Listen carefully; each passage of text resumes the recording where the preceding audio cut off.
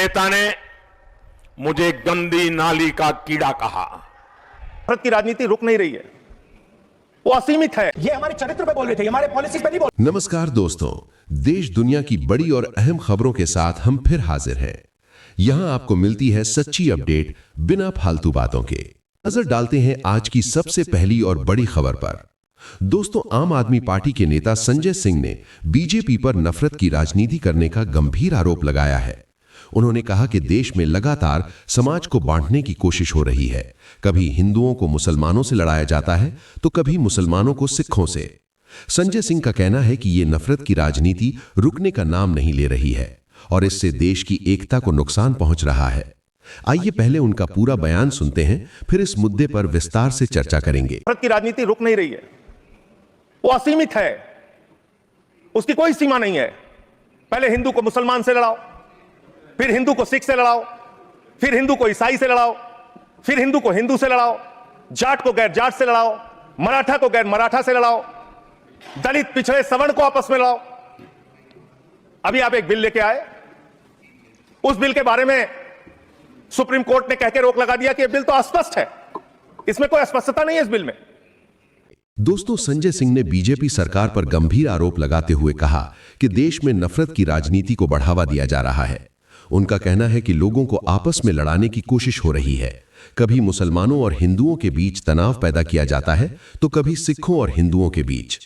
उन्होंने आरोप लगाया कि मौजूदा दौर में देश को ऐसी नफरत के माहौल में धकेल दिया गया है जो खत्म होने का नाम नहीं ले रहा।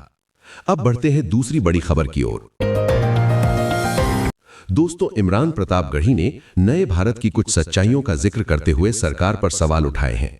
उन्होंने दावा किया कि देश में ऐसे हालात बन रहे हैं जहां मुसलमानों को नमाज पढ़ते समय परेशान किया जाता है और कुछ जगहों पर मुस्लिम बच्चों को नीट परीक्षा देने से रोकने जैसे आरोप भी सामने आए हैं।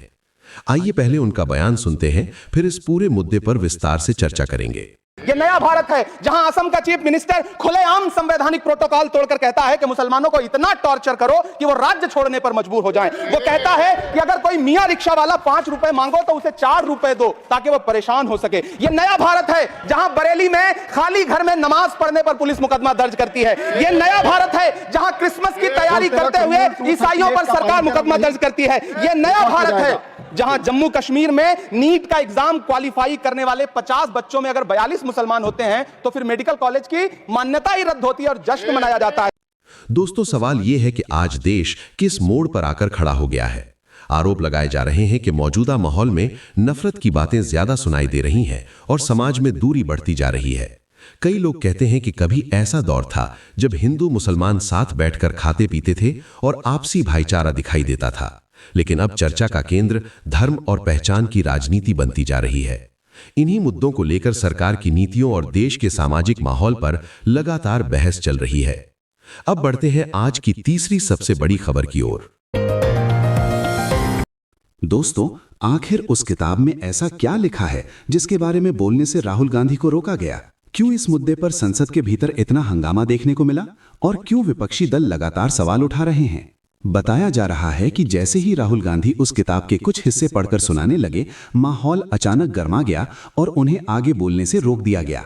यही वजह है कि अब ये मामला राजनीतिक बहस का बड़ा विषय बन गया है और सरकार से जवाब मांगा जा रहा है। आइए समझते हैं आखिर पूरा मामला क्या है।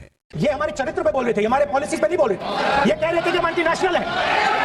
मैंने कहा कि मैं किताब को नहीं कोट कर रहा हूं, मैं अब मैगजीन को कोट कर रहा हूं। उसके बाद आपने कहा कि मैं मैगजीन को कोट नहीं कर सकता। उसके बाद मैंने कहा ठीक है, मैं चाइना और हिंदुस्तान के बीच में जो रिश्ता है, जो लड़ाई है, उसके बारे में कुछ बोलना चाहता हूं। आपने मुझे बोला कि आप नहीं बोल सकते हैं, नियम है। आप मुझे बताइए, हिंदुस्तान और चाइना के रिलेशनशिप पर ना बोलना कौन सा नियम है? विषय पर राष्ट्रपति अभिभाषण में जो विषय तथ्य हैं, नहीं, जो विषय तथ्य हैं उसमें कहीं भी भारत और चाइना का कोई विषय बिंदु नहीं है। क्या मतलब हम कोई ना पाकिस्तान पे बोल सकते हैं, ना चाइना पे बोल सकते हैं, ना किसी और देश पे बोल सकते हैं? ये क्या बात है सर?